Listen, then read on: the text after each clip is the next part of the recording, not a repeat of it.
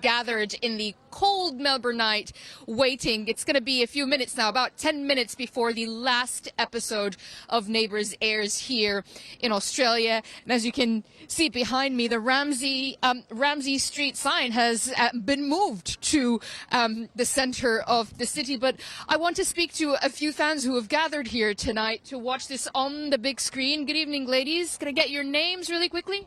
Hi, I'm Beck. I'm Naomi. I'm Michelle. And Isabel. All right, we'll start with you. Why are you here? Why have you come here tonight? It's pretty cold. It's freezing. I love Neighbours. It's really sad, but it's been around for 37 years. I feel like it's a massive monumental thing that this soap is finishing, and I want to give it the send-off it deserves, because it's been really happy watching it for me over the years. I mean, the fans mentioned sadness, but what are you excited about? What are you waiting to see? How it ends, all the people that have come into it in the last few weeks, the last few months leading up the build up to the end. Your favourite? My favourite character, Ned. What about you, ladies? Izzy? What do you like most about it? Probably all the drama that happens in it, and never know what's going to happen next. So you've been watching it, and then your mom's been watching it as well, so this is a generational thing. It's a family thing. We sit down every night and watch Neighbours. And what's your favourite memory of it? Scott and Charlene getting married, that was my favourite. It was an epic moment. It was, definitely. It was great. How do you feel being here tonight? I think it's fun, but I just don't want it to end. But sadly, it has. Yeah, tonight's the night, and that's all over. How do you think that's going to feel for you after all these years? I'm just going to have to watch it from the start again. That's going to take a while. It will, but the girls haven't seen it from the start, so they can see what happens. Enjoy tonight. This is going to be a very emotional time for so many people here, and of course many people in the UK who are going to watch it on Friday. But it's also an emotional night for the stars as well of the show. I got to speak to Stephen Dennis, who plays Paul Robinson, and I asked him why the show has endured for as long as it has, but also how he feels about saying goodbye. I think it's all summed up in one word, and that's entertainment, because it is. It's a show that takes the audience on a really good journey every single episode. And the reason I say journey is because it's not just a flat, monotonal journey. It's a roller coaster ride. You know, you'll get a tragic scene with a light-hearted entertainment, or even a comedy scene. You know, and I think that's the success of this show. It's all the trimmings that go around that, all the good-looking actors and actresses, all the wonderful sets, all the beautiful locations, all the fantastic film work, and all of that. But all of that culminates into what the audience sees, and that is half an hour of pure entertainment. We always tried to show that we were in the sun, wallowing in sun, getting suntan.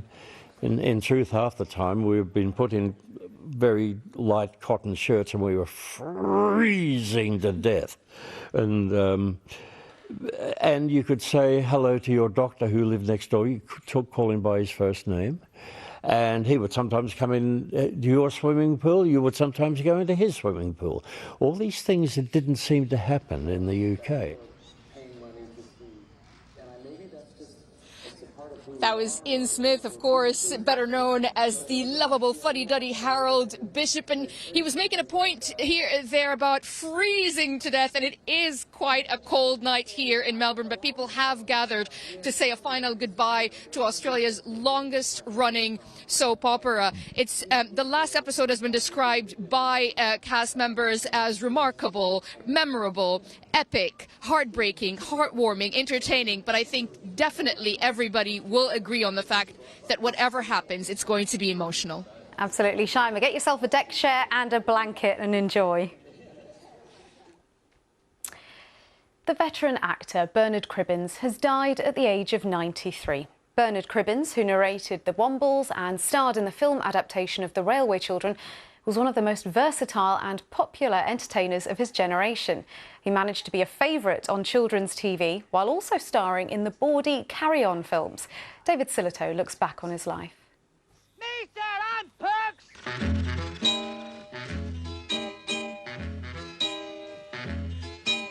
Good wives and private soldiers should be ignorant. And I'll keep her from your instruction, I warrant you. She be. From classical theatre Morning, Tobermory. You look hot. to the Wombles, Bernard Cribbins seemed to pop up everywhere. Yeah, what about a nice drop of brandy in your tea? That's a very sound idea, Lemmy. When he appeared with Peter Sellers in Two-Way Stretch in 1960, he'd already been acting for 16 years. He'd started doing bit parts at Oldham Rep, aged 14. It was more fun than following his mum into the local mill. I'm the new midshipman. Poop Decker's my name. Albert Poop Decker. Blessed with a face for comedy, he landed some notable film roles. One I must have, and no offence I know on a day like this. Haven't taken too great a liberty, have I, on a day like this, you know? Perks and the Railway Children was perhaps his best known. Dear Mr. Perks, we love you quite as much as if you're an uncle of our own. Hey! There I was, a digging his hole, all in the ground. He also had 2 hit songs. Wasn't there, was I? Oh, what a beautiful lovely smell. Oh dear, we'll never manage by ourselves, I mean. Oh, But in many of his most famous roles, he was just a voice. I never realised before what hard work cooking is. Whether it was the Wombles, Is this the Jiffy Plumbing Service? Busby, Wondering if you had a man free. Mrs. Fluffytail is walking along the road with Tufty and Bobby Brown. or Tufty. So they all got safely to the shore. Some swimming, some flying, and those that climbed along the rope brought the doctor's trunk and handbag with them. He was also the record holder for the greatest number of Jackanories. Indeed, he was a mainstay of children's television over many years. Oh, Doctor, what about you now? Who've you got? When he appeared with Doctor Who with David Tennant, it was his second Doctor.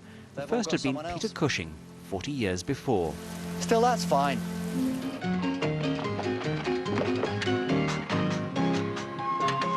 He had played every type of role. Right on time! Funny, friendly, and down to earth for millions. He was a part of growing up. Well, our media and arts correspondent David Silito joins me now. David, for many people, he was a familiar face on screens and the voice of their childhood. Very much so. He's one of those names you mention and people go, yes, yes, Bernard Cribbins. And then you have a look down the list and you think, what was he in? And you look and you just go, oh, everything. I mean, it's incredible. The Railway Children, The Wombles, Fawlty Towers, Carry On, Doctor Who. That's the top of the list. And it's like a greatest hits of most loved TV programmes of the last 60 years. I mean, I spoke to him on the 40th anniversary of the Railway Children, and he talked about the fact that he had started work when he was 14 in Oldham Rep, and he was doing 70-hour weeks, and by the time he was in his mid-20s, he'd done everything. He had been doing one show and then rehearsing for the next one, week after week after week. So he had this incredible bunch of skills. His great friend was Eric Sykes. They did Variety together as well in the 60s, which led to him having his comedy music career. Hole in the Ground, Right Said Fred. If you're old enough to remember Junior Choice, it was on every week. It was on every week. Even the adverts. I mean, so much stuff. Busby from British Telecom. I mean, you could not turn on the TV in the 1970s and not hear his voice. Well, he was so prolific, but also really versatile, wasn't he? Absolutely. And I think that's the skill you get from doing rep. Doing it week after week after week. When he was taken on to do the Wombles, they said, "Oh, do we need another actor?" He said, "No, I can do it all. I can do every voice." Going, that's it. That saved us a lot of money. Tobermory or Inoco, it's all Bernard Cribbins.